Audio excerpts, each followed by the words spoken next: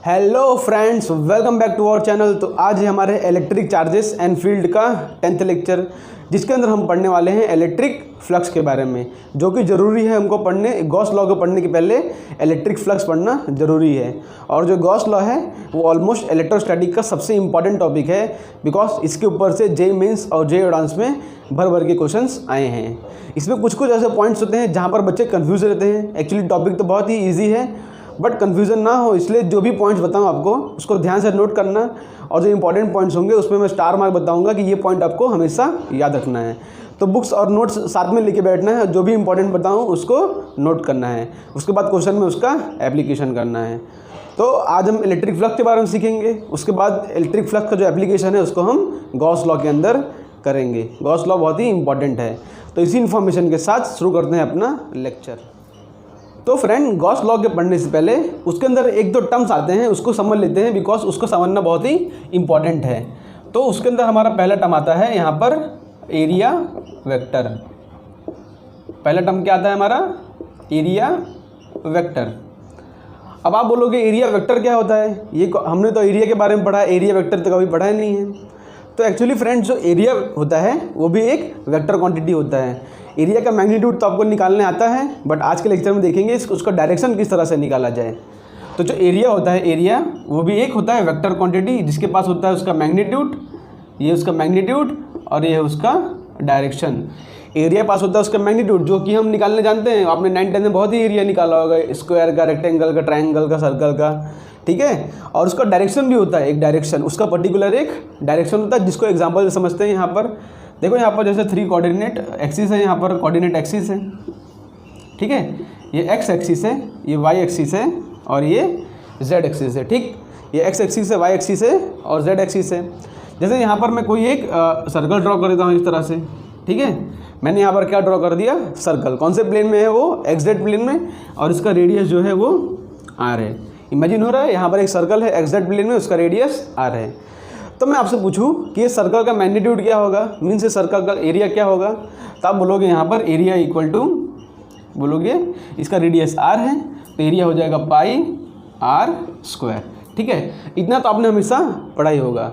But आज हम देखेंगे इसका डायरेक्शन किस तरह से फाइंड किया जाए। तो समझाता हूँ कि जो एरिया होता है उसका डायरेक्शन, यहाँ पर एक पॉइंट नोट करो, direction of area vector is perpendicular to the surface, ठीक है। The direction of the area vector is perpendicular to the surface. देखो यहाँ पर जो मेरा एक्जेक्ट प्लेन है, ये इसका सरफेस है, सर्कल का ये सरफेस है। तो जो एरिया वेक्टर होगा इसके परपेंडिकुलर डायरेक्शन में होगा, ठीक है। ये बात आपको ध्यान रखना है कि जो एरिया वेक्टर होगा इसके परपेंडिकुलर होगा। मीन्स अगर यहाँ पर किसी ने बोल दिया मेरे को एरिया वेक्टर ड्रॉ करो, तो देखो एक्स जेड प्लेन में है, तो एक्स जेड प्लेन के परपेंडिकुलर कौन सा प्लेन होता है? Y axis. तो मेरा जो एरिया वेक्टर होगा कुछ इस तरह से होगा, ये है मेरा एरिया वेक्टर। एरिया वेक्टर जो है हमेशा परपेंडिकुलर टू प्लेन रहता है। बट आप बोलोगे परपेंडिकुलर टू प्लेन तो नीचे वाला डायरेक्शन भी होगा, ओके। तो यहाँ पर जो एरिया वेक्टर है उसका 2 डायरेक्शन पॉसिबल्स हैं, एक तो perpendicular plane in the J cap direction और एक in the minus J cap direction. तो यहाँ पर अगर आपको एरिया वेक्टर लिखने को बोलूँ तो आप क्या लिखोगे?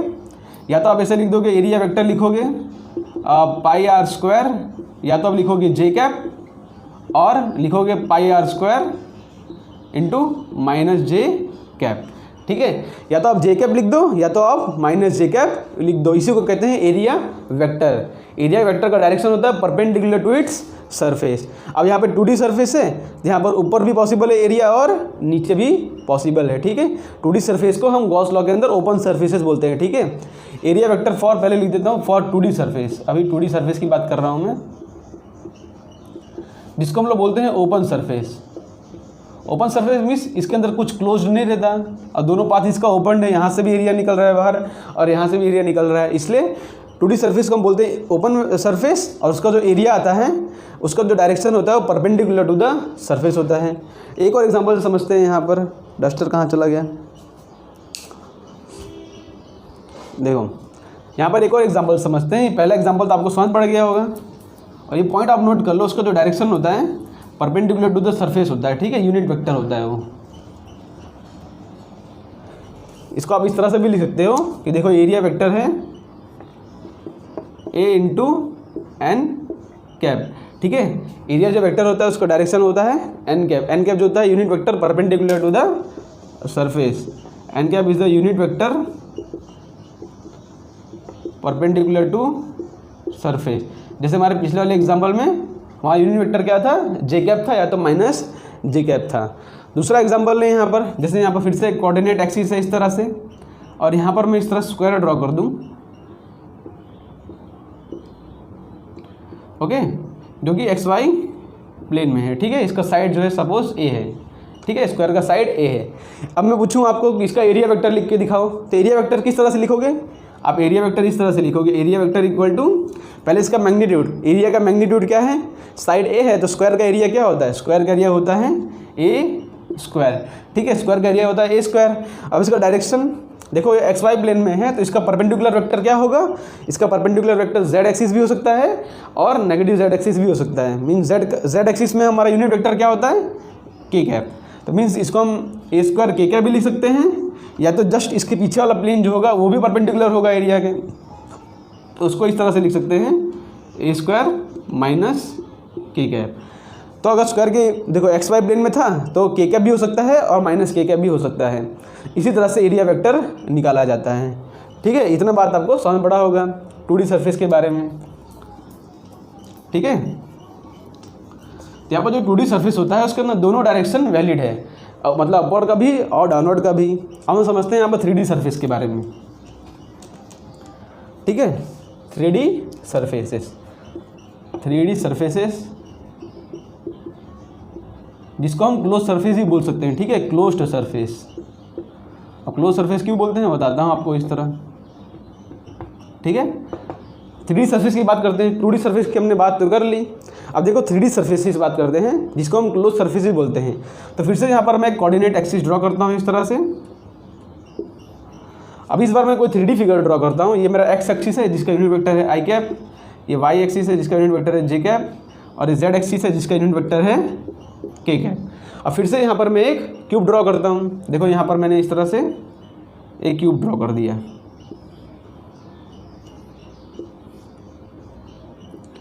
ठीक है। यहाँ पर मैंने इस तरह से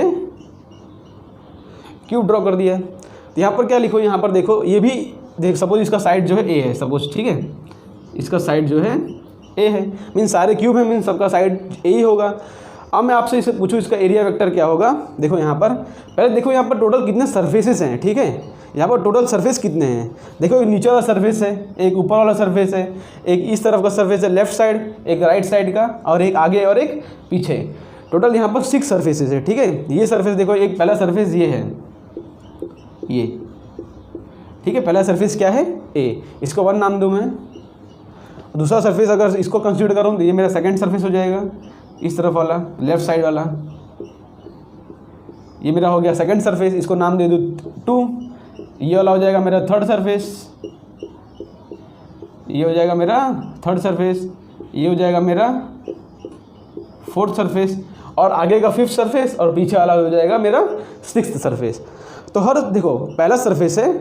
अब मैंने क्या बोला है कि एरिया वेक्टर जो होता है डायरेक्शन कहाँ पे होता है, direction is perpendicular to surface.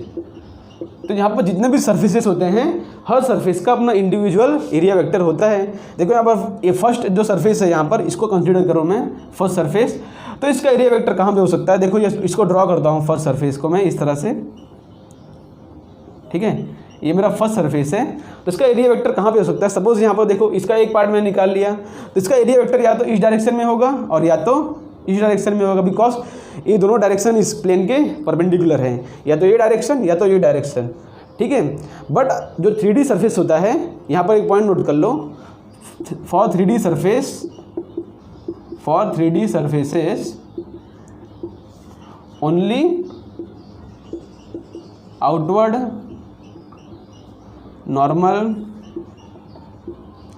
Vector is considered, ठीक है। जो 3D सरफेस होता है उसका जो आउटडोर नॉर्मल वेक्टर होता है उसको हम कंसीडर करते हैं। जैसे कि यहाँ पर दो डायरेक्शन है, एक ये डायरेक्शन में जा रहा है और एक अंदर की तरफ जा रहा है, ठीक है, दोनों उसके परपेंडिकुलर हैं। बट 3D सरफेस में हमको सिर्फ कौन सा एरिया वेक्टर लेना है, जो कि बाहर की तरफ जा रहा है, आउटवर्ड नॉर्मल आउटवर्ड, ठीक है। ये जो है ये जो एरिया वेक्टर ये सरफेस के अंदर घुस जा रहा है, ठीक है, इसलिए ये एरिया वेक्टर को हमको कंसीडर नहीं करना है, हम सिर्फ यही एरिया वेक्टर कंसीडर करेंगे, ठीक है, जो कि आउटवर्ड नॉर्मल हो। इसका मैग्नीट्यूड तो आप लिख सकते हो कि फॉर फर्स्ट सरफेस लिखूंगा, for first surface area vector क्या होगा, एरिया वेक्टर का मैग्नीट्यूड होगा ए स्क्वायर, बिकॉज ये भी एक स्क्वायर की तरह एक्ट होगा, और डायरेक्शन कहाँ पे होगा इसका, इन द आई कैप। वैसे अगर सेकंड सरफेस का लिखूँ तो यहाँ पर भी दो एरिया वेक्टर होंगे, एक तो होगा अंदर की तरफ और एक तो होगा इस तरफ। बताओ कौन सा लोगे आप, ये अंदर वाला लोगे कि बाहर वाला लोगे। तो यहाँ पर जो सेकंड सरफेस है मेरा, सेकंड सरफेस, उसका जो आउटवर्ड नॉर्मल वेक्टर है इस तरह से, उसको ही हमको कंसीडर करना है। सेकंड सरफेस के लिए एरिया क्या लिखेंगे हम, एरिया वेक्टर लिखेंगे a square into minus i cap, because इसका डायरेक्शन है वो माइनस आई कैप के अलॉन्ग है। उसी तरह से थर्ड सरफेस है, यहाँ पर लिख देते हैं, थर्ड सरफेस का एरिया वेक्टर क्या होगा, मैग्नीट्यूड तो होगा ए स्क्वायर, और डायरेक्शन कहाँ पे है, या तो देखो ऊपर भी हो सकता है या तो नीचे भी हो सकता है। तो कौन सा आपको कंसीडर करना है, सिर्फ ऊपर वाला कंसीडर करना है। तो यहाँ पर थर्ड सरफेस के लिए एरिया वेक्टर हो जाएगा जे कैप, जो फोर्थ सरफेस है उसका जो एरिया वेक्टर हो जाएगा माइनस जे कैप, बिकॉज इसका जो नीचे डायरेक्शन जाएगा माइनस, जो अंदर वाला है वो तो हमको कंसीडर नहीं करना है। जो फिफ्थ सरफेस है, फिफ्थ सरफेस मीन्स आगे वाला सरफेस फिफ्थ है, तो उसके दो एरिया वेक्टर पॉसिबल है, एक जेड एक्सिस, एक नेगेटिव जेड एक्सिस, बट हमको जो बाहर निकल रहा है वही लेना है, तो जेड एक्सिस वाला एरिया हमको लेना है। यहाँ पर लिखता हूँ area vector equal to A square into K cap, और सिक्स सरफेस के लिए area vector equal to A square into minus of K cap. तो कोई भी 3D सरफेस हो उसका एरिया वेक्टर कुछ इस तरह से डिफाइन किया जाता है। जितने भी सरफेस हो हर सरफेस को अलग अलग कंसीडर करके उसका एरिया वेक्टर यहाँ पे निकाला जाता है। तो ये एग्जांपल आपको समझ पड़ा होगा। दूसरा एग्जांपल देखते हैं, यहाँ पर इसको रफ कर देता हूँ, ये पॉइंट आप नोट कर लो, ठीक है। यहाँ पर दूसरा एग्जांपल देखते हैं,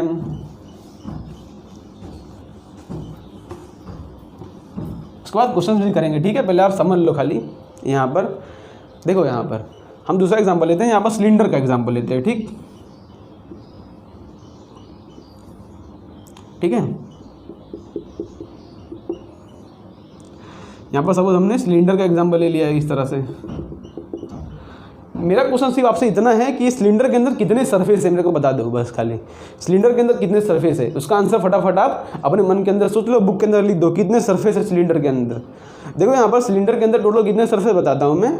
टोटल उसके यहाँ 3 सरफेस है, एक सरफेस ये वाला, ये मेरा फर्स्ट सरफेस, और एक सरफेस ये वाला, ये मेरा सेकेंड सरफेस, और जो तीसरा सरफेस है वो ये कव है ना, कव्ड, जो कव सरफेस है उसको बोलते हैं तीसरा सरफेस, ठीक है। तो मेरा तीसरा सरफेस है ये। अगर मैं सिलेंडर की हाइट h लूँ, सिलेंडर का हाइट h लूँ, इसका रेडियस जो है r लेता हूँ, ठीक। सिलेंडर का हाइट h लिया, रेडियस r लिया, तो हर सरफेस के लिए अगर एरिया वेक्टर लिखूंगा मैं, सपोज यहाँ पर मेरा ओरिजिन यहाँ पर है, देखो इस लाइन को हटा के मेरा ओरिजिन यहाँ पर है इस तरह से, तो एरिया वेक्टर किस तरह से लिखूंगा, देखो यहाँ पर for first surface area vector क्या लिखूंगा मैं, देखो ये सरफेस जो है ये क्रॉस सेक्शन एरिया में, देखो ये पूरा सर्कल होगा एक, यहाँ पर क्रॉस सेक्शन एरिया में फर्स्ट सरफेस जो है एक सर्कल है, तो इसका एरिया क्या होगा, एरिया होगा इसका पाई आर स्क्वायर, और डायरेक्शन कहाँ पे होगा, देखो ये ओरिजिन है, ये हमारा एक्स एक्सिस है, ठीक है, ये ओरिजिन है और ये मेरा है एक्स एक्सिस, ये मेरा है वाई एक्सिस, ठीक है। तो मेरे एरिया वेक्टर देखो इस सरफेस के परपेंडिकुलर दो एरिया वेक्टर है, एक अंदर आएगा और एक बाहर जाएगा, बट हम कौन सा कंसीडर करेंगे, सिर्फ बाहर वाला कंसीडर करेंगे। यहाँ पर pi r square into i cap लिखेंगे, ठीक है, फर्स्ट सरफेस के लिए। उसी तरह से हम सेकंड सरफेस के लिए क्या लिखेंगे, सेकंड सरफेस के लिए लिखेंगे हम, देखो ये मेरा सेकंड सरफेस है, यहाँ पर भी एरिया क्या है, देखो यहाँ पर एरिया है पाई आर स्क्वायर, और डायरेक्शन कहाँ पे होगा, आउटवर्ड नॉर्मल इस तरह से, ठीक है। तो यहाँ पर एरिया क्या लिखोगे, एरिया इक्वल टू लिखोगे pi r square into direction क्या लिखोगे, माइनस आई कैप। उसी तरह से थर्ड सरफेस, देखो ये third surface curve surface area है, ठीक है। थर्ड सरफेस क्या है, कर्व सरफेस। अब जो कर्व सरफेस एरिया है देखो यहाँ पर, इसका देखो अगर यहाँ पर आउटवर्ड नॉर्मल ड्रॉ करोगे तो यहाँ पर इस तरह से निकलेगा। अब पूरे भी कर्व सरफेस देखो, जैसे सिलेंडर है तो यहाँ पर अगर नॉर्मल ड्रॉ करूँगा तो सिलेंडर के सरफेस के परपेंडिकुलर होगा। यहाँ पर जितने भी नॉर्मल ड्रॉ करूँगा यहाँ पे, जैसे यहाँ पर पूरे सरफेस में नॉर्मल ड्रॉ कर दूँ तो सिलेंडर के परपेंडिकुलर है। मीन्स अगर पूरा हमको डायरेक्शन ढूंढना है, इसका पर्टिकुलर डायरेक्शन, इसका तो देखो जितने भी एरिया वेक्टर होंगे सब इसी डायरेक्शन में होंगे, बट इसका जो एरिया वेक्टर है वो कंटिन्यूअसली चेंज कर रहा है। तो जो चेंजिंग होता है उसका एरिया वेक्टर किस तरह से फाइंड किया जाएगा वो तो हम आगे देखेंगे, उसको देखेंगे। अभी इतना पॉइंट नोट कर लो कि थर्ड सरफेस है उसका जो एरिया वेक्टर है इस तरह से परपेंडिकुलर है। इसका एक्चुअली इंटीग्रेशन करके निकाला जाता है, वो आगे हम देखते हैं। अभी आप इतना पॉइंट नोट कर लो कि 3 सरफेसेस इसके पास, 1 2 और ये 3, ठीक है। तो अब एग्जांपल करते हैं इसको यहाँ से। तो होप करता हूँ आपको एरिया वेक्टर वाला कॉन्सेप्ट समझ पड़ गया होगा। तो अब हम अपना मेन कॉन्सेप्ट शुरू करते हैं, जो आज के लेक्चर का मेन मोटिव है, जो कि हमारा टॉपिक है इलेक्ट्रिक फ्लक्स। हमारा आज का टॉपिक क्या है? इलेक्ट्रिक फ्लक्स, जिसको हम किससे रिप्रेजेंट करते हैं? जिसको हम फाई से रिप्रेजेंट करते हैं, ठीक है। इसको क्या बोलते हैं? फाई, ठीक है। Electric flux phi. इसका डेफिनेशन लिखते हैं, electric flux is the number of field lines passing, बहुत इजी डेफिनेशन है इसका, passing perpendicular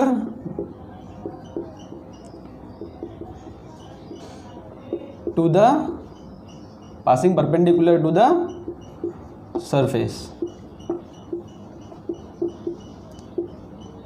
सिंपल सा डेफिनेशन है फ्लक्स का कि इलेक्ट्रिक फ्लक्स, ठीक है। आज फ्लक्स की बात कर रहे हैं, एक्चुअली मैग्नेटिक फ्लक्स भी होता है, लेकिन आज सिर्फ हम इलेक्ट्रिक फ्लक्स की बात कर रहे हैं कि electric flux is the number of field line passing perpendicular to the surface. Means देखो यहाँ पर एग्जांपल समझते हैं। देखो यहाँ पर जैसे कि मेरा ये है यूनिफॉर्म इलेक्ट्रिक फील्ड, ये क्या है मेरा? यूनिफॉर्म इलेक्ट्रिक फील्ड, ठीक है। यहाँ पर मैं एक एरिया ड्रॉ करता हूँ, मीन्स यहाँ पर एक सरफेस ड्रॉ करता हूँ। मैंने सपोज यहाँ पर एक सर्कल इस तरह से ड्रॉ कर लिया है, ठीक है। और ये है मेरा यहाँ पर यूनिफॉर्म इलेक्ट्रिक फील्ड, ठीक। ये मैंने यूनिफॉर्म इलेक्ट्रिक फील्ड ड्रॉ कर लिया और उसके अंदर मैंने एक सर्कल ड्रॉ कर लिया इस तरह से, ठीक है। तो इलेक्ट्रिक फ्लक्स क्या होता है? Flux is the number of field line passing perpendicular to the surface. देखो यहाँ पर कितनी फील्ड लाइन सरफेस के परपेंडिकुलरली पास कर रही हैं। यहाँ पर देखो सरफेस के अंदर से कितनी फील्ड लाइन पास कर रही हैं? 1 2 3 4 5, ठीक है। ये है मेरा यूनिफॉर्म इलेक्ट्रिक फील्ड। तो फ्लक्स क्या होगा? लिखो यहाँ पर, फ्लक्स क्या है? Flux is directly proportional to कितना फील्ड लाइन पास कर रहा है यहाँ पे? 1 2 3 4 5। तो मैं बोलूँगा इसका फ्लक्स क्या होगा? 5, ठीक है। Number of field line passing perpendicular to the surface, उसको ही हम बोलते हैं फ्लक्स। यहाँ पर देखो 1 2 3 4 5 लाइन्स पास कर रही हैं, तो इसका जो फ्लक्स होगा वो हो जाएगा 5, ठीक है। दूसरा एग्जाम्पल देखते हैं। यहाँ पर देखो सेम एग्जाम्पल लेता हूँ मैं, इसी तरह का फिगर मैंने कुछ छोटा ड्रॉ किया है थोड़ा। इसका रेडियस जो है R है और यहाँ पर इस तरह से मेरे यूनिफॉर्म इलेक्ट्रिक फील्ड लाइंस दी गई हैं। तो यहाँ पर बोलो number of field line passing perpendicular to surface. देखो ये भी परपेंडिकुलर, सरफेस के परपेंडिकुलर है सब फील्ड लाइंस, ठीक है। इलेक्ट्रिक फील्ड लाइन जो है वो सरफेस के परपेंडिकुलर हैं। तो टोटल कितनी फील्ड लाइन पास कर रही हैं यहाँ पर? 3 फील्ड लाइंस। तो मैं यहाँ पर क्या बोल दूँगा कि जो फ्लक्स है वो 3 है, ठीक है। अब इसका फॉर्मूला की डेरिवेशन की तरफ हम चलते हैं। इसका फील तो यही है कि एक कोई सरफेस हो, ठीक है, एक कोई सरफेस हो यहाँ पर, जैसे मेरे पास एक कोई प्लेन हो, उसके अंदर से कितनी फील्ड लाइन उसके परपेंडिकुलरली पास कर रही हैं? फील्ड लाइंस, ठीक है। Field lines passing perpendicularly to the surface, उसी को हम कहते हैं इलेक्ट्रिक फ्लक्स। तो कभी भी इलेक्ट्रिक फ्लक्स का क्वेश्चन है, आप ध्यान रख लो कि कितने फील्ड लाइन उसके अंदर से जाएंगे परपेंडिकुलरली, उसी को कहते हैं इलेक्ट्रिक फ्लक्स, ठीक है। इसके फॉर्मूला के डेरिवेशन पर आते हैं। एक्चुअली जो इलेक्ट्रिक फ्लक्स होता है वो बहुत ही फंडामेंटल क्वांटिटी होता है, ठीक है। तो किसी फॉर्मूला के ऊपर से नहीं आता, वो उसका जो फॉर्मूला है उसी ऑब्जर्वेशन से आया है, ठीक है। तो यहाँ पर ऑब्जर्वेशंस लिखते हैं कि ऑब्जर्वेशन हमने क्या किया है और फॉर्मूला इसका किस तरह से बनाते हैं, ठीक है। पहला ऑब्जर्वेशन लेते हैं। यहाँ पर हमने देखा ऑब्जर्वेशन कि जैसे यहाँ पर एक यूनिफॉर्म इलेक्ट्रिक फील्ड लाइन है इस तरह से, ठीक है। यहाँ पर मेरे पास एक एरिया है इस तरह से, ठीक है। देखो यहाँ पे जो number of field line passing है यहाँ पर 2 है। तो मीन्स अगर इसका देखा जाए तो इसका फ्लक्स कितना है? 2। यहाँ पर हमने क्या किया है?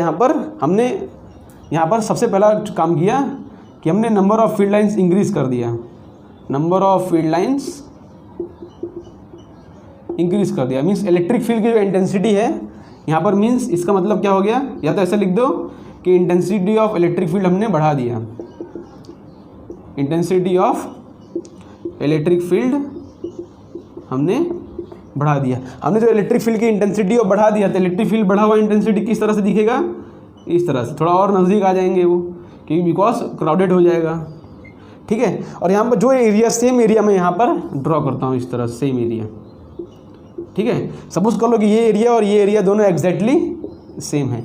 तो हमने क्या ऑब्जर्व किया कि जैसे जैसे हम फील्ड लाइन बढ़ा रहे हैं वैसे वैसे फ्लक्स जो है वो इंक्रीज होता जा रहा है। देखो यहाँ पर फ्लक्स कितना है 2, और यहाँ पर मैंने फील्ड लाइन बढ़ा दिया तो यहाँ पर फ्लक्स कितना हो गया 4। तो पहला ऑब्जर्वेशन हमारा ये है कि number of field line increase करने से फ्लक्स इंक्रीज होता है। पहला ऑब्जर्वेशन क्या है हमारा कि number of field line increase करने से फ्लक्स जो है इंक्रीज होता है। पहला ऑब्जर्वेशन हमने ये लिखा है, ठीक है। पहला observation, flux of electric field is directly proportional to the intensity of electric field, ये हमारा पहला ऑब्जर्वेशन। और दूसरा ऑब्जर्वेशन क्या है हमने यहाँ पर किया, देखो कहाँ गया, देखो दूसरा ऑब्जर्वेशन हमने किया कि सपोज हम उतना uniform electric field line draw करें जितना हमने पहले ड्रॉ किया था, इस तरह से जितना हमने पहले ड्रॉ किया था, लेकिन इस बार हम इसका एरिया जो है डबल कर दे रहा हूँ। देखो इस बार मैं क्या कर रहा हूँ, इसका एरिया जो है मैं डबल कर दे रहा हूँ, ठीक। कुछ इस तरह से ड्रॉ कर देता हूँ इसको, ठीक है। इस बार मैंने इसका एरिया जो है डबल कर दिया, जो रेडियस है वो 2r कर दिया। मीन्स इसका एरिया जो है मैंने ऑलमोस्ट समझ लो, रेडियस जो है उसको मैंने 2r कर दिया, कुछ भी कर दिया, एरिया मैंने डबल कर दिया। तो हमने क्या ऑब्जर्व किया कि जैसे जैसे मैं इसका एरिया बढ़ाते जा रहा हूँ, देखो जैसे पहले छोटा एरिया था तो उसके अंदर 2 ही इलेक्ट्रिक फील्ड लाइन पास कर रही थी, मैं अगर एरिया बढ़ा दूँ, इतना बड़ा कर दूँ, तो जो सारी इलेक्ट्रिक फील्ड लाइन है उसके अंदर से पास कर जाएंगी। इसका मतलब क्या हो, दूसरा ऑब्जर्वेशन किया हमने। सेकेंड ऑब्जर्वेशन क्या है हमारा, यहाँ पर लिखो, यहाँ पर लिखता हूँ मैं, कहाँ लिखूँ, यहाँ पर, चलो सेकेंड ऑब्जर्वेशन यहाँ पर लिखता हूँ मैं, इसको रफ कर देता हूँ, ठीक है। सेकंड ऑब्जर्वेशन क्या किया हमने कि जैसे हमने एरिया बढ़ा दिया है, ये 2r किया हमने, जो नंबर ऑफ फील्ड लाइन थी उसके अंदर परपेंडिकुलर पास करने वाली वो इंक्रीज हो गया। सेकंड ऑब्जर्वेशन है as we increase area of the surface, area of surface, number of field lines, number of field line passing increases and flux increases. Field line passing increase हो जाएंगी, इसका मतलब क्या है कि जो फ्लक्स है वो इंक्रीज हो गया। तो सेकंड ऑब्जर्वेशन हमारा ये है कि flux is directly proportional to the area of the surface. Second observation हमने क्या निकाला, पहला ऑब्जर्वेशन था कि वो इलेक्ट्रिक फील्ड, जितनी भी इलेक्ट्रिक फील्ड की इंटेंसिटी बढ़ा दोगे तो भी फ्लक्स इंक्रीज हो रहा है, लेकिन अगर इलेक्ट्रिक फील्ड की इंटेंसिटी ना बढ़ाओ और खाली एरिया बढ़ा दो तो भी हमारा जो फ्लक्स है वो इंक्रीज कर रहा है। एरिया बढ़ा देंगे तो फील्ड लाइन जो है वो ज़्यादा पास करेंगी। तो हमने यहाँ पर 2 ऑब्जर्वेशन निकाला और उससे हमने कंक्लूजन क्या निकाला, इसको आप नोट कर लो। 2 ऑब्जर्वेशन के ऊपर से हमने कैलकुलेशन क्या निकाला वो हम यहाँ पर लिखता हूँ, ठीक है।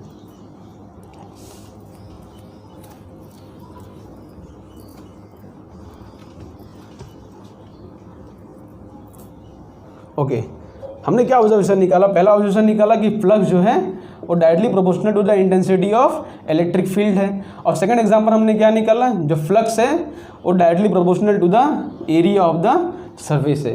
ये 2 ऑब्जर्वेशन हमने निकाला।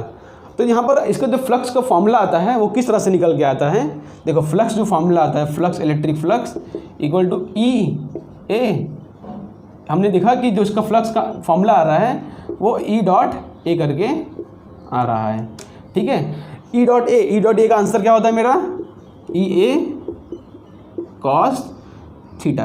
अब ई ए कॉस थीटा किस लिए है, बिकॉज हमको जो इलेक्ट्रिक फील्ड लाइन है वो सरफेस के परपेंडिकुलर लेना है।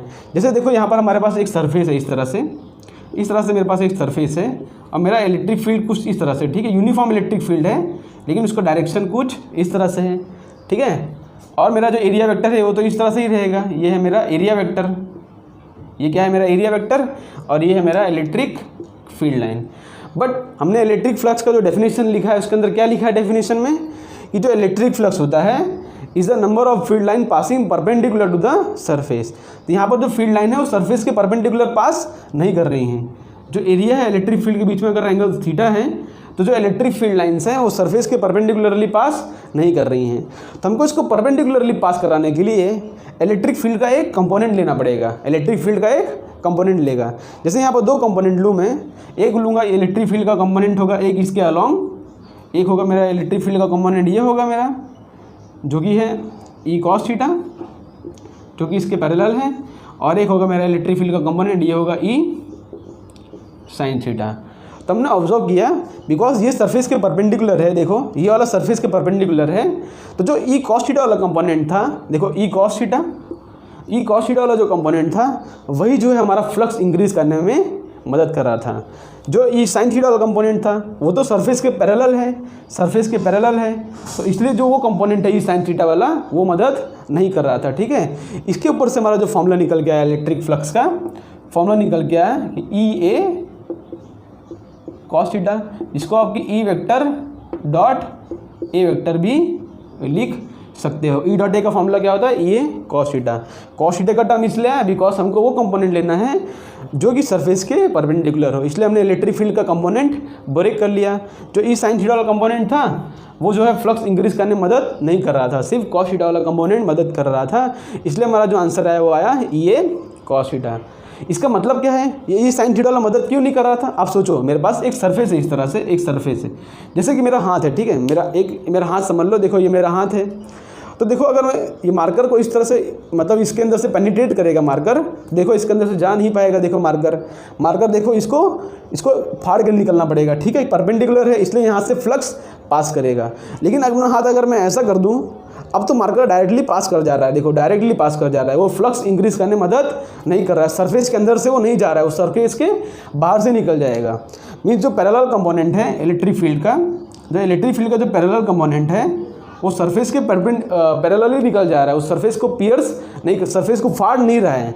लेकिन जो परपेंडिकुलर कंपोनेंट है वो सरफेस को फाड़ के निकल रहा है इस तरह से, मीन्स एरिया वेक्टर इस तरह से है तो सरफेस को वो फाड़ के निकल रहा है। ठीक है, तो सिर्फ वही कंपोनेंट जो है वो मदद कर रहा है। साइन थीटा वाला कंपोनेंट पैरेलल कंपोनेंट है। आप खुद इमेजिन करो जो पैरेलल कंपोनेंट होगा, जैसे यहाँ पर मेरे हाथ है तो उसके ऊपर से निकल जाएगा सरफेस के अंदर तो घुसेगा ही नहीं।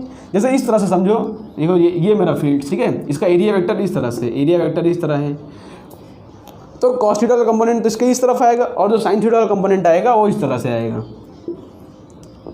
तो ये जो साइन थीटा वाला कंपोनेंट है वो सरफेस के ऊपर से निकल जा रहा है, एक ऊपर से निकल गया, एक नीचे से निकल गया, लेकिन वो सरफेस के अंदर कंट्रीब्यूट नहीं कर रहा है। इसलिए हमारा जो फ्लक्स का आंसर आया वो आया ई ए कॉस थीटा, जो कि बहुत ही इंपॉर्टेंट फॉर्मूला है। इसमें जो ए है वो एरिया वेक्टर है। ठीक है, यहाँ पर लिख देता हूँ मैं। ठीक है, अब जो ई ए कॉस थीटा इसको समझते हैं। ठीक, इस तरह से मैं एक फिगर ड्रॉ करता हूँ। जो ई ए कॉस थीटा है उसको समझते हैं यहाँ पर। ठीक, और ये है मेरा यूनिफॉर्म इलेक्ट्रिक फील्ड, ये है मेरा यूनिफॉर्म इलेक्ट्रिक फील्ड। ठीक, तो यहाँ पर और ये है मेरा एरिया वेक्टर, ये एरिया वेक्टर क्या होता है, सरफेस के परपेंडिकुलर। एरिया वेक्टर जो है वो सरफेस के परपेंडिकुलर है, और ये है मेरा यूनिफॉर्म इलेक्ट्रिक फील्ड। ठीक है, तो यहाँ पर जो थीटा है, थीटा किसके बीच में एंगल है, आप ध्यान रखो। यहाँ पर देखो ये है मेरा थीटा, लिखो यहाँ पर जो थीटा है ये theta is the angle between, theta is the angle between किसके बीच में एंगल है, वो area vector and the uniform electric field. Theta is the angle between electric field and the area vector. ठीक है, एरिया के साथ थीटा एंगल नहीं है। ठीक है, एरिया तो इसका ये है, इसके साथ थीटा एंगल नहीं है, उसका जो परपेंडिकुलर कंपोनेंट है एरिया वेक्टर उसके साथ थीटा एंगल पर है इलेक्ट्रिक फील्ड। इसी बात को आपको ध्यान रखना है। ठीक है, theta is the angle between, ये पॉइंट नोट कर लो आप कि theta is the angle between electric field and the area vector. Area vector क्या है मेरा, ये जो सरफेस के परपेंडिकुलर है। थीटा सरफेस और इलेक्ट्रिक फील्ड के बीच में एंगल नहीं है, सरफेस के परपेंडिकुलर जो कंपोनेंट है एरिया वेक्टर और इलेक्ट्रिक फील्ड उसके बीच में जो एंगल है उसको कहते हैं थीटा। बच्चे इसमें कंफ्यूज रहते हैं, उन लोग सरफेस के कभी कभार परपेंडिकुलर देते हैं और एग्जामिनर उसका फ़ायदा उठाते हैं। एग्जामिनर कैसे उसका फ़ायदा उठाते हैं, देखो समझाता हूँ आपको। एग्जामिनर कुछ इस तरह बोल देते हैं क्वेश्चन में, देखो इसको यहाँ से रफ करता हूँ। और यहाँ पर इस तरह से कुछ क्वेश्चन आएगा एग्जामिनेशन में, ठीक है। और यहाँ पर इस तरह से इलेक्ट्रिक फील्ड दी गई होगी, इस तरह से इलेक्ट्रिक फील्ड दी गई होगी। और यहाँ पर इसका जो सरफेस है, सपोज इसको मैं इस तरह से ड्रॉ कर लूँ और बोल देते हैं कि ये जो एंगल है मेरा थीटा है, ठीक है। मेरा क्या बोल देंगे कि ये जो एंगल है वो थीटा है, रेडियस आर है समझ, और ये मेरा यूनिफॉर्म इलेक्ट्रिक फील्ड। अब बोलेंगे यहाँ पर फ्लक्स फाइंड करो, तो आप बोलोगे एक सरफेस है, ठीक है, जो एंगल थीटा पर है, इलेक्ट्रिक फील्ड यूनिफॉर्म है, तो मैं कैसे लिख सकता हूँ फ्लक्स को लिख दूँ ई इंटू ए कॉस थीटा। ए जो है एरिया जो पाई आर स्क्वायर लिख दोगे और कॉस थीटा लिख दोगे, जो कि बिल्कुल ही गलत है, बिल्कुल गलत है। यहाँ पर देखो जो एरिया वेक्टर के बीच में हमको एंगल लेना है, ठीक है। ये सरफेस इस तरह से है, तो इसका एरिया वेक्टर कुछ इसके परपेंडिकुलर होगा, इस सरफेस के परपेंडिकुलर होगा एरिया वेक्टर। और हमको थीटा कहाँ से कहाँ लेना है, इलेक्ट्रिक फील्ड और एरिया वेक्टर के बीच में एंगल, मीन्स हमारा जो एंगल होगा ये पाई/2 माइनस थीटा होगा। टोटल पाई/2 है, तो ये जो एंगल है मेरा पाई/2 माइनस थीटा होगा। तो यहाँ पर मेरा आंसर क्या हो जाएगा इलेक्ट्रिक फील्ड का, ई ए कॉस पाई/2 माइनस थीटा, ठीक है। ये मेरा आंसर होगा, ठीक है। ये थीटा जो है ये सरफेस के साथ एंगल दिया था, वो हमको नहीं लेना है, हमको वो एंगल लेना है जो एरिया वेक्टर के साथ एंगल बना रहा हो, ठीक है। ये पॉइंट आप ध्यान से समझ लो। अब इसके बीच में हम कुछ छोटे मोटे एग्जांपल करते हैं, इसको यहाँ से मैं तो अपना क्वेश्चन करना शुरू करते हैं। उसके पहले जस्ट 2 मिनट का जो कॉन्सेप्ट है वो रह गया, तो उसको आप देख लो कि इसका यूनिट होता है और उसका डायमेंशन क्या होता है, ठीक है। फ्लक्स जो फॉर्मूला है मेरा वो क्या आया, ई ए कॉस थीटा, या तो वेक्टर के टर्म में लिखोगे तो लिखोगे E vector dot A vector, ठीक है। फ्लक्स जो है 2 वेक्टर के डॉट प्रोडक्ट से आंसर आ रहा है, मीन्स फ्लक्स हमारा जो है वो स्केलर क्वांटिटी है, फ्लक्स हमारा जो है वो स्केलर क्वांटिटी है। 2 वेक्टर के डॉट प्रोडक्ट से जो आंसर होता है वो हमारा होता है स्केलर क्वांटिटी, मीन्स फ्लक्स का कोई भी डायरेक्शन नहीं होता। पहली पॉइंट आप इसको नोट कर लो, ठीक है। फ्लक्स स्केलर क्वांटिटी है, मीन्स इसका we can do directly addition और subtraction, we can directly add और सब्ट्रैक्ट, ठीक है। हम उसको डायरेक्टली ऐड या सब्ट्रैक्ट कर सकते हैं क्योंकि वो स्केलर क्वांटिटी है, डायरेक्शन उसका जो आंसर आता है उसके अंदर उसका कोई भी डायरेक्शन नहीं आता है, ठीक है। और फ्लक्स जो है उसका यूनिट क्या होगा, देखो फ्लक्स है E vector dot A vector, तो इलेक्ट्रिक फील्ड का यूनिट क्या होता है, देखो एफ इक्वल टू होता है क्यू ई। तो इससे मैं इलेक्ट्रिक फील्ड का यूनिट निकालता हूँ न्यूटन पर कूलम, ये इलेक्ट्रिक फील्ड का यूनिट है, तो इलेक्ट्रिक फील्ड का यूनिट है न्यूटन पर कूलम इंटू एरिया है, एरिया हो जाएगा मीटर स्क्वायर। तो जो फ्लक्स का यूनिट होता है यहाँ पे लिख दो, यूनिट क्या हो जाएगा फ्लक्स का, इलेक्ट्रिक फ्लक्स, ठीक है, इसका यूनिट हो जाएगा न्यूटन मीटर स्क्वायर पर कूलम। एक वोल्ट मीटर भी होता है लेकिन उसको आपने अभी तक सीखा नहीं, इसलिए उसको जब आएगा तब बताऊंगा, ठीक है। अभी इतना ध्यान रख लो कि फ्लक्स का यूनिट होता है न्यूटन मीटर स्क्वायर पर कूलम। इसका डायमेंशन लिखोगे तो किस तरह लिखोगे, ये सब तो आप कर सकते हो, बहुत बार किया है, लेकिन फिर से एक बार सिर्फ नोट्स के लिए लिख देता हूँ। इसका न्यूटन हो जाएगा, उसका MLT -2 होगा, और मीटर स्क्वायर का L स्क्वायर, और कूलम का A इंटू टी। इसको उससे सपरेट करोगे, सॉल्व करोगे तो हो जाएगा ML T -2 और हो जाएगा -3। अच्छा ओके L3 है, ओके L3 है यहाँ पर, और T हो गया -3 और यहाँ पे हो गया A -1, ठीक है। इसका डायमेंशन कुछ इस तरह से निकल के आता है। बस इतना पॉइंट आपको ध्यान रखना है कि फ्लक्स जो होता है वो स्केलर क्वांटिटी होता है। क्यों स्केलर क्वांटिटी है, बिकॉज 2 वेक्टर के डॉट प्रोडक्ट से उसका आंसर आया है, मीन्स उसके अंदर IJK का टर्म नहीं आएगा क्योंकि वो स्केलर क्वांटिटी है। डायरेक्शन लिख के गलती मत कर देना, ठीक है। तो अब इतने पॉइंट के साथ हम शुरू करते हैं अपना क्वेश्चंस।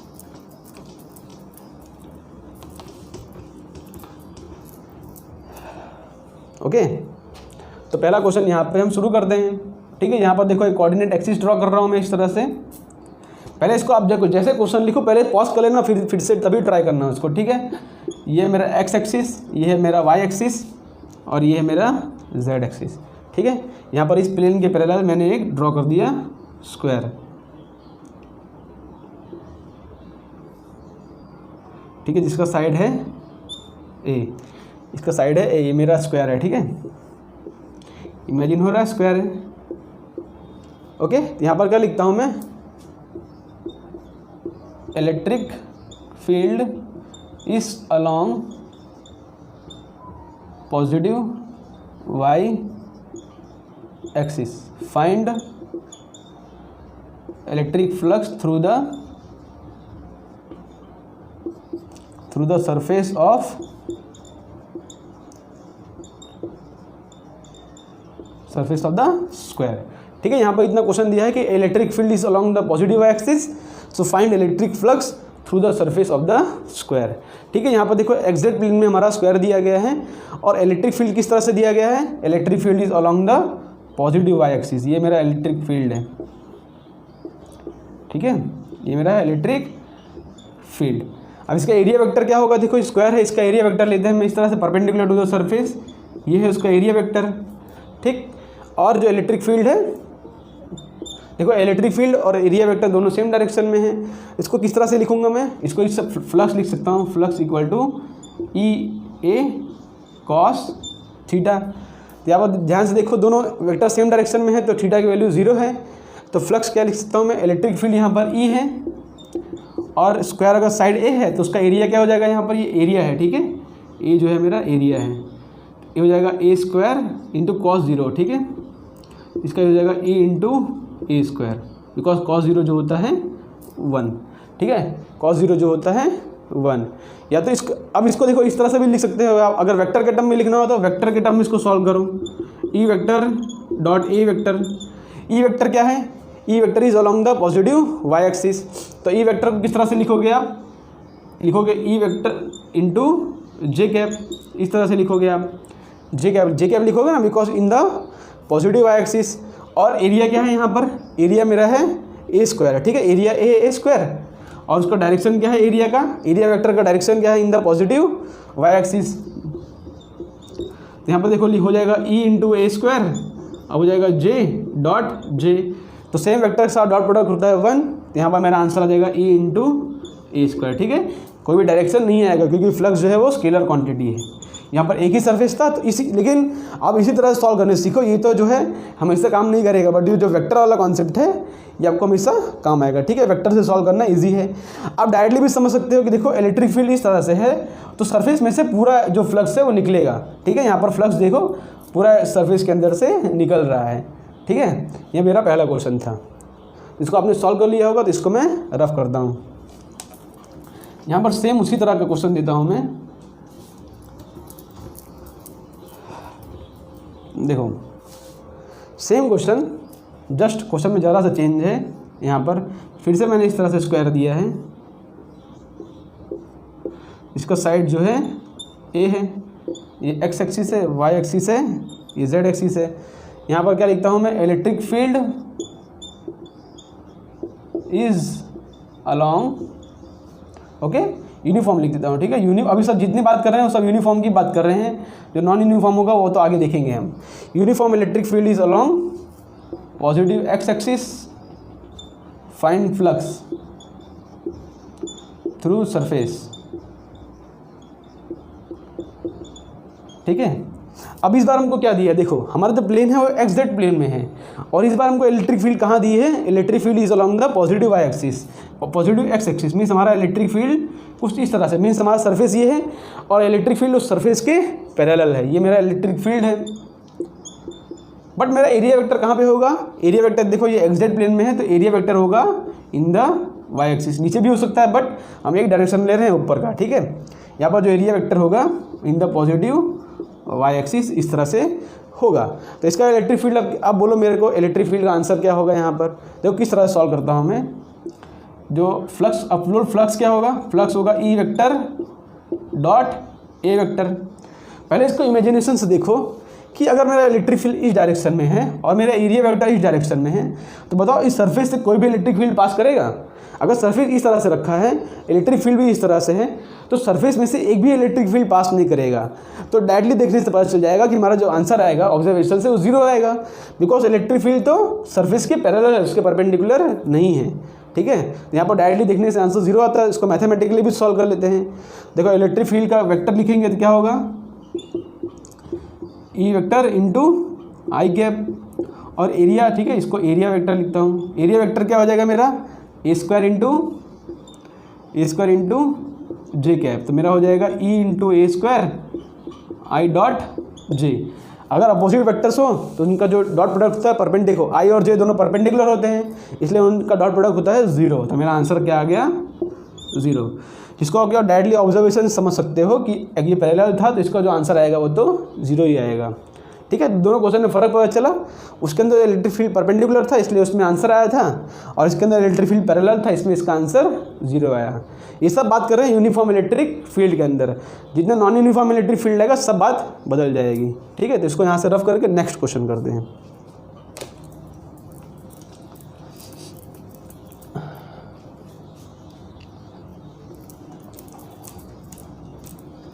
नेक्स्ट क्वेश्चन क्या है हमारा?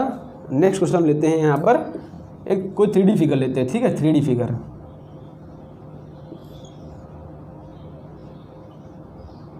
ओके, ये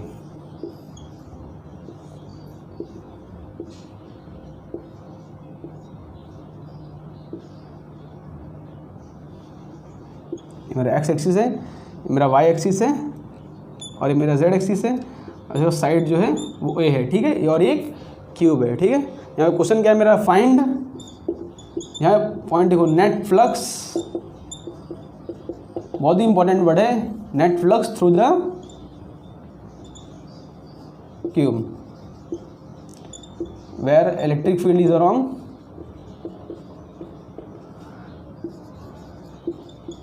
पॉजिटिव x एक्सिस।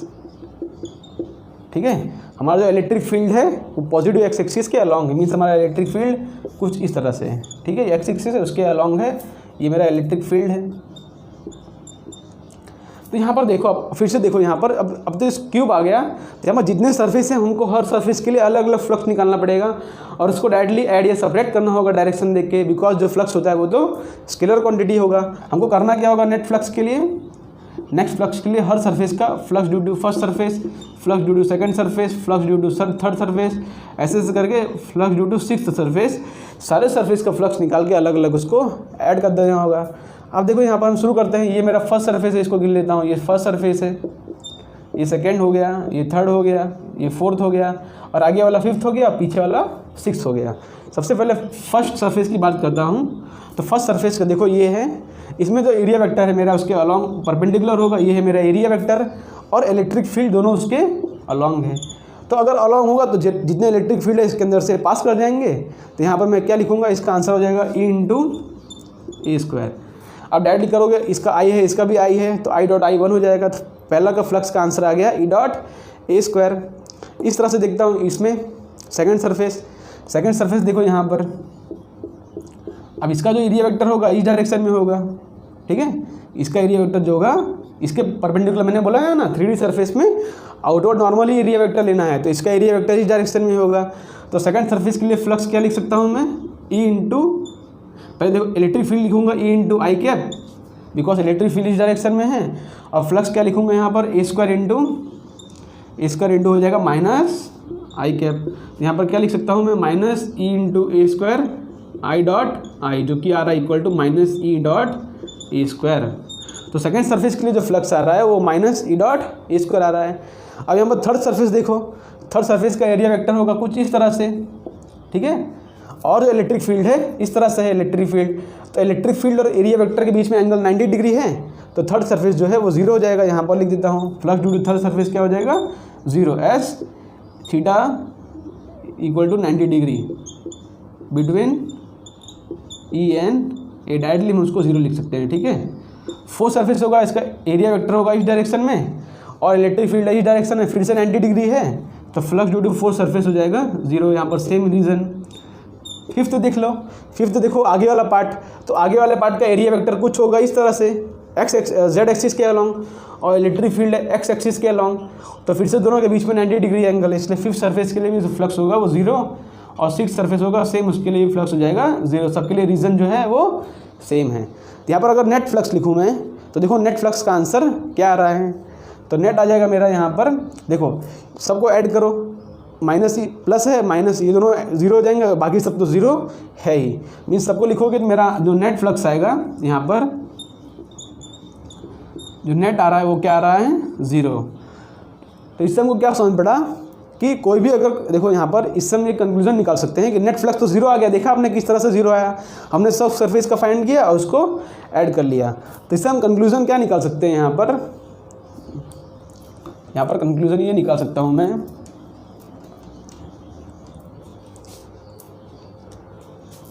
यहाँ पर देखो ये पॉइंट आप नोट कर लो।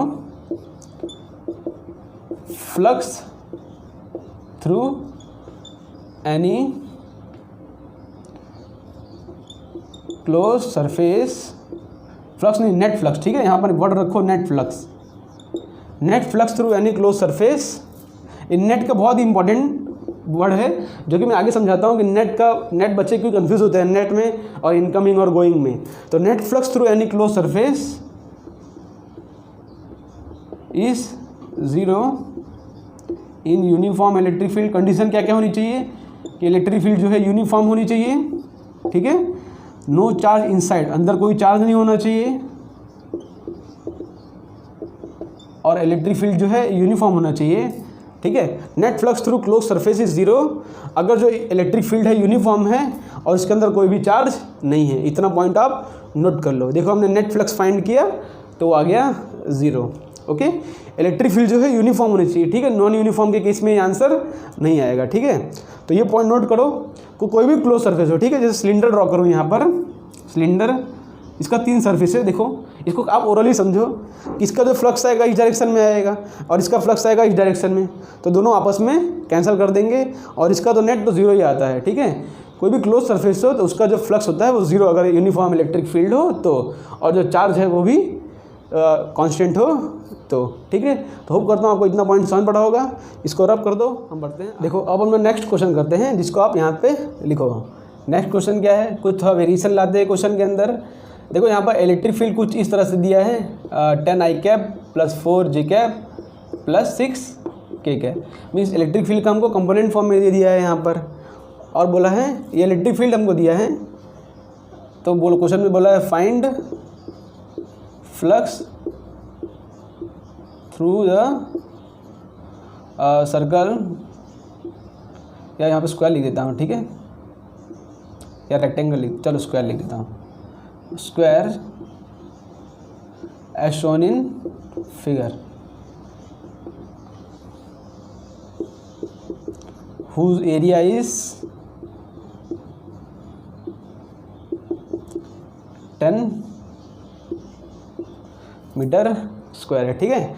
यहाँ पर हमको एक स्क्वायर दे दिया है जिसका एरिया 10 मीटर स्क्वायर है, जो कि डायग्राम में कुछ इस तरह से रिप्रेजेंटेड है। डायग्राम में सपोज यहाँ पर ड्रॉ कर लेता हूँ, चलो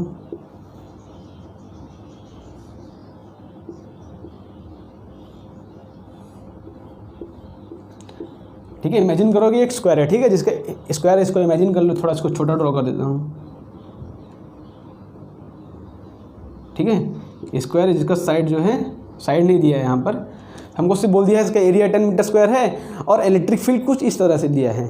अब इसको फाइंड करो यहाँ पर फ्लक्स थ्रू द सरफेस, ठीक है। इलेक्ट्रिक क्या फॉर्मूला ई डॉट ए करेंगे, ठीक है, ई डॉट ए करेंगे यहाँ पर। तो आप खुद समझो यहाँ पर जो इलेक्ट्रिक फील्ड है उसके 3 कंपोनेंट्स, एक इस डायरेक्शन में है 10 i कैप, वाई डायरेक्शन में है 4 j कैप और z डायरेक्शन में है 6 k कैप। तो आप इतनी बात समझो कि यहाँ पर ये सरफेस है, इसके परपेंडिकुलर कौन सा कंपोनेंट है इसके।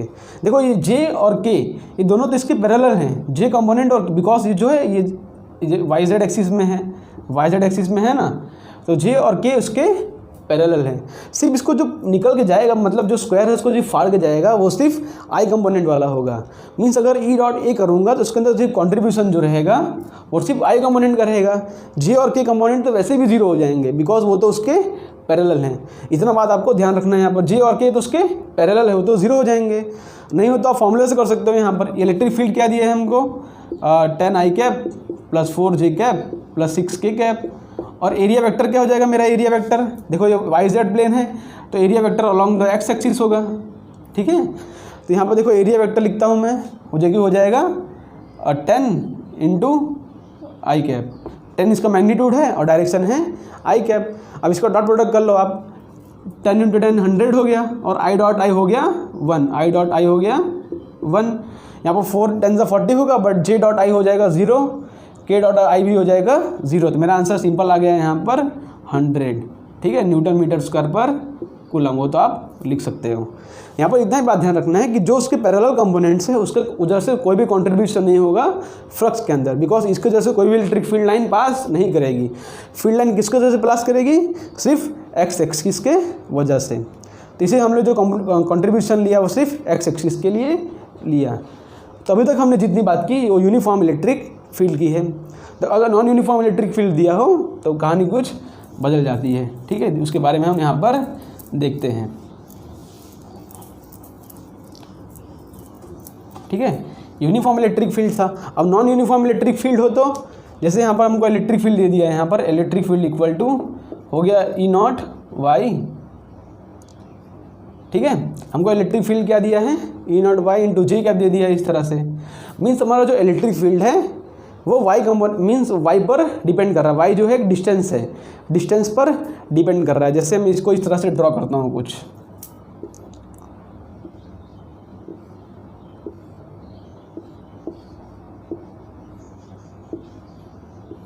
ठीक है। और जिसका स्क्वायर है उसका साइड भी जो है वो है वाई, स्क्वायर का जो साइड है वो भी है वाई। और मेरा इलेक्ट्रिक फील्ड भी जो है वो वाई के डायरेक्शन में है और डिपेंड कर रहा है वाई पर। तो यहाँ पर फिर से मेरे को फाइंड करो, find net flux through the cube. अगर यूनिफॉर्म इलेक्ट्रिक फील्ड होता तब तो जीरो ही होता है, बिकॉज कोई भी क्लोज सरफेस हो अगर इलेक्ट्रिक फील्ड यूनिफॉर्म हो तब जीरो आता है। बट यहाँ पर यूनिफॉर्म इलेक्ट्रिक फील्ड नहीं है, इलेक्ट्रिक फील्ड जो है वाई पर डिपेंड कर रहा है। देखो यहाँ पर वाई की वैल्यू वाई है और यहाँ पर जो वाई की वैल्यू होगी वो 2y हो जाएगी, ठीक है। यहाँ पर ये सरफेस के लिए y की वैल्यू क्या हो जाएगी, 2y हो जाएगी, और ये सरफेस के लिए y की वैल्यू है y। उसको किस तरह से सॉल्व करते हैं हम देखते हैं। देखो पहली बात तो देखो कि इलेक्ट्रिक फील्ड जो है ये y डायरेक्शन में है, ठीक है। इलेक्ट्रिक फील्ड जो है y डायरेक्शन में है। तो ये 1 देखो, ये 1, ये 2 और आगे का 3 और पीछे का 4, वो सबके जैसे तो इलेक्ट्रिक फील्ड जीरो होगा, बिकॉज इसके जैसे एरिया वेक्टर होगा इस डायरेक्शन में जो कि परपेंडिकुलर है, इसके जैसे एरिया वेक्टर होगा इस डायरेक्शन में जो कि इलेक्ट्रिक फील्ड के परपेंडिकुलर है, ये भी इलेक्ट्रिक फील्ड के परपेंडिकुलर है, और आगे होगा उसका एरिया वेक्टर होगा इस डायरेक्शन में जो कि इलेक्ट्रिक फील्ड के परपेंडिकुलर है, पीछे वाले का भी परपेंडिकुलर है।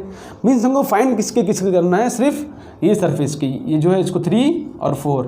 हमारा जो नेट इलेक्ट्रिक फ्लक्स होगा, फ्लक्स नेट, वो सिर्फ flux due to 3 plus flux due to 4 ही होगा, ठीक है। इतना बात आप ध्यान रख लो, बिकॉज ये जो है वो तो परपेंडिकुलर है, वो तो वैसे भी जीरो हो जाएंगे। एज यहाँ पर लिख दो, एज φ1 φ2 φ5 और φ6 जो है ज़ीरो है। S electric field and area vector के बीच में जो एंगल है वो 90 डिग्री है। थीटा इक्वल टू है 90 डिग्री। अब सिर्फ फ्लक्स ड्यू टू 3 और फ्लक्स ड्यू टू 4 ढूंढना है। तो फ्लक्स ड्यू टू यहाँ पर 3 देखते हैं, फ्लक्स ड्यू टू 4 देख लेते हैं पहले, ठीक है। 4 तो 4 जो है कितने डिस्टेंस पर है, बिकॉज इलेक्ट्रिक फील्ड यहाँ पर यूनिफॉर्म नहीं है, तो 4 जो है कितने डिस्टेंस पर है, y डिस्टेंस पर है। तो यहाँ पर इलेक्ट्रिक फील्ड क्या लिखूँगा मैं, इलेक्ट्रिक फील्ड लिखूँगा मैं E not, okay, E not लिखता हूँ यहाँ पर, और इलेक्ट्रिक फील्ड है मेरा y, ओके। और इसका एरिया क्या हो जाएगा, इसका एरिया, इसका साइड y है तो इसका एरिया हो जाएगा y square. E naught y into जे कैप लिखता हूँ पहले, ई नॉट वाई इंटू जे कैप, और एरिया वेक्टर कहाँ पे होगा, नीचे डायरेक्शन में, ये है मेरा एरिया वेक्टर। इस सरफेस के लिए एरिया वेक्टर कहाँ होगा, नीचे, बिकॉज अंदर वाला तो हम कंसिडर नहीं करते। तो इसका हो जाएगा ई नॉट वाई इंटू जे कैप, इलेक्ट्रिक फील्ड है, और एरिया वेक्टर हो जाएगा वाई स्क्वायर इंटू माइनस जे कैप। तो इसका आंसर क्या आ जाएगा, minus E naught y cube, और आई जे डॉट जे तो हो जाएगा 1। उसके बाद फ्लक्स ड्यू टू 3 देखता हूँ, फ्लक्स ड्यू टू 3, तो 3 के लिए देखो ई नॉट है, और y कितना है यहाँ पर, y इक्वल टू है यहाँ पर 2y, ठीक है। यहाँ पर y कितना है 2y, ओके। तो यहाँ पर जो इलेक्ट्रिक फील्ड है वो भी वेरिएबल है, तो यहाँ पर y की वैल्यू 2y, तो यहाँ पर इलेक्ट्रिक फील्ड क्या लिखूँगा मैं, E naught into 2y into जे cap, E naught into 2y into जे कैप, और एरिया वेक्टर कहाँ पे होगा, इसका पैरेलल है, ठीक है। मीन्स इस तरह से, और इलेक्ट्रिक फील्ड भी इस तरह से है, इंटू हो जाएगा वाई स्क्वायर इंटू जी कैप, दोनों का डायरेक्शन सेम है। तो मेरा आंसर क्या आ जाएगा, E naught into 2y cube, ठीक है। ये फ्लक्स का मेरा आंसर आ गया। तो नेट फ्लक्स क्या आएगा, 2 E naught y cube minus E naught y cube, तो नेट फ्लक्स मेरा आ जाएगा, फ्लक्स नेट हो जाएगा E naught into y cube. मेरा नेट फ्लक्स क्या हो जाएगा, E naught into y cube. तो होप करता हूँ आपको ये बात समझ पड़ रहा होगा कि मेरा जो इलेक्ट्रिक फील्ड है, नेट फ्लक्स है, वो जीरो हर केस में नहीं आता। यहाँ पर इलेक्ट्रिक फील्ड जो यूनिफॉर्म नहीं था, इसलिए हमारा जो नेट फ्लक्स है वो जीरो नहीं आया। तो इसको रफ करके एक क्वेश्चन जेईई मेंस में भी आया था इस तरह से, उसको भी कर लेते हैं यहाँ पर। इसको मैं तो फ्रेंड्स अपना हम लास्ट क्वेश्चन करते हैं, जो कि जेईई मेंस 2020 में आया था। क्वेश्चन में कुछ ऐसा दिया गया था कि यहाँ पर electric field 4x i cap minus Y square plus 1 j cap दी गई है, और जो ABCD सरफेस है, मीन्स हमारा जो ये सरफेस है ABCD, इसका जो फ्लक्स है वो है φ1, और BCGF मीन्स ये जो सरफेस है हमारा, इसका जो फ्लक्स है वो है φ2। बोला है इसका फ्लक्स φ1 है, इसका फ्लक्स φ2, दोनों का फ्लक्स निकालो और दोनों के बीच में डिफरेंस बताओ। ठीक है, यहाँ पर इलेक्ट्रिक फील्ड जो है नॉन यूनिफॉर्म दी गई है, क्योंकि x पर भी डिपेंड कर रही है और वो y पर भी डिपेंड कर रही है। और कौन से डायरेक्शन में इलेक्ट्रिक फील्ड, देखो यहाँ पर x y z इस तरह से कोऑर्डिनेट बनाया है, x और इस तरफ है, इलेक्ट्रिक फील्ड है इन द x डायरेक्शन इस तरह से, और इलेक्ट्रिक फील्ड है इन द y डायरेक्शन। ठीक है, इस डायरेक्शन में कोई भी इलेक्ट्रिक फील्ड नहीं है। तो सबसे पहले हमको दो सरफेस के लिए इलेक्ट्रिक फील्ड फाइंड करना है, φ1 और φ2। सबसे पहले φ1 की बात करता हूँ, for surface φ1, for surface ABCD, उसके लिए φ1 होगा। तो φ1 के लिए इलेक्ट्रिक फील्ड क्या है, देखो एक्चुअली इलेक्ट्रिक फील्ड कौन से प्लेन में है, इलेक्ट्रिक फील्ड प्लेन में है XY प्लेन में। तो XY प्लेन में है, तो इसके लिए देखो ये x एक्सिस वाला भी इलेक्ट्रिक फील्ड है और जो y एक्सिस वाला इलेक्ट्रिक फील्ड है, दोनों उसके पैरेलल है, बिकॉज ये जो है इन द XY प्लेन में, इन द XY प्लेन। ये इलेक्ट्रिक फील्ड भी इसके पैरेलल है और ये इलेक्ट्रिक फील्ड भी इसके पैरेलल, मीन्स इसका एरिया वेक्टर इस तरह से है, तो दोनों इलेक्ट्रिक फील्ड उसके एरिया वेक्टर के परपेंडिकुलर हो जाएंगे, सरफेस के पैरेलल, मीन्स ये दोनों की वजह से उसका कॉन्ट्रीब्यूशन क्या होगा, 0।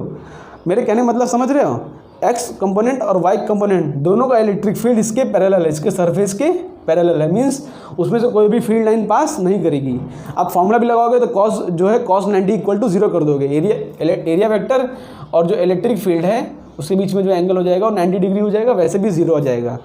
तो flux due to first surface क्या हो गया, 0 क्यों है, बिकॉज इलेक्ट्रिक फील्ड x और y डायरेक्शन में है और जो प्लेन है वो भी XY प्लेन में है, तो दोनों क्या हो गए, पैरेलल, इसलिए इलेक्ट्रिक फील्ड वहाँ पर हो गई 0।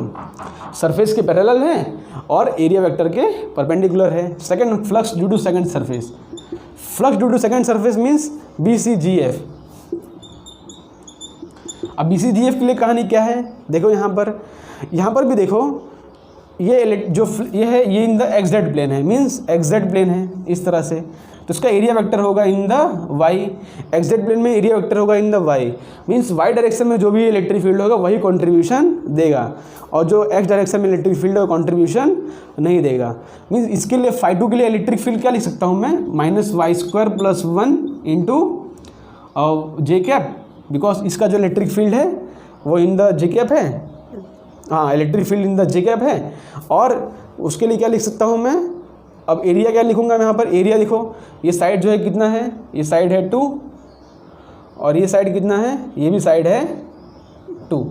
यहाँ पर क्या लिख सकता हूँ मैं, 2 इंटू 2 हो जाएगा 4 इंटू इसका डायरेक्शन कहाँ पर है, इसका डायरेक्शन है इन द x एक्सिस, ये मेरा x एक्सिस है, इसका एरिया वेक्टर कहाँ से निकलेगा, इन द x एक्सिस। तो यहाँ पर क्या लिख सकता हूँ मैं, 4 इंटू आई कैप, और y की वैल्यू क्या होगी, यहाँ पर y की वैल्यू है 3। फ्लक्स बिकॉज जो x कंपोनेंट है वो तो उसमें पार्टिसिपेट कर ही नहीं रहा है। यहाँ पर देखो इलेक्ट्रिक फील्ड x डायरेक्शन में भी है और y डायरेक्शन में भी है, तो जो x डायरेक्शन वाला इलेक्ट्रिक फील्ड है वही सिर्फ पार्टिसिपेट कर रहा है, यहाँ पर y डायरेक्शन वाला इलेक्ट्रिक फील्ड पार्टिसिपेट नहीं करेगा, मीन्स यहाँ पर ये वाला इलेक्ट्रिक फील्ड आएगा x डायरेक्शन वाला। ठीक है, यहाँ पर मिस्टेक हो गई, देखो x डायरेक्शन में इलेक्ट्रिक फील्ड कौन सी है, ये है 4x i कैप, और y डायरेक्शन में कौन सी है, minus Y square plus 1 into जे कैप। तो जो y वाला है वो तो जो है XZ प्लेन के परपेंडिकुलर है, इसलिए ये कंपोनेंट तो काम आएगा नहीं। जो 4x है वो सिर्फ एरिया, देखो ये एरिया वेक्टर है इसका, और यही डायरेक्शन में इलेक्ट्रिक फील्ड है, दोनों बीच में एंगल 0 डिग्री है, तो यही कंट्रीब्यूट करेगा। मीन्स यहाँ पर लिखूँगा मैं 4x जो है आई कैप इंटू यहाँ पर जो एरिया होगा वो क्या होगा, ये इलेक्ट्रिक फील्ड है, एरिया क्या है यहाँ पर 4 इंटू डायरेक्शन क्या है उसका, इन द आई कैप। यहाँ पर हो जाएगा 4 into 16 into x into I dot I हो गया 1। अब x की वैल्यू क्या है यहाँ पर, देखो यहाँ पर डिस्टेंस फॉर्मूला डालोगे तो x की वैल्यू है 3, तो यहाँ पर 16 इंटू हो जाएगा 3 जो कि हो जाएगा 48। और ये y डायरेक्शन वाला इलेक्ट्रिक फील्ड तो कंट्रीब्यूट करेगा नहीं, बिकॉज वो एरिया वेक्टर के परपेंडिकुलर है। देखो यहाँ पर एरिया वेक्टर इस तरह से है और इलेक्ट्रिक फील्ड है इस तरह से y वाले में, तो दोनों परपेंडिकुलर है, इसलिए उसमें पार्टिसिपेट नहीं करेगा। तो मेरा आंसर क्या आता है 48। बट डिफरेंस लेंगे, देखो यहाँ पर φ1 माइनस φ2 करूँगा तो 5 माइनस 5 2 करूँगा तो 0 माइनस 48 हो जाएगा। मेरा आंसर आएगा -48।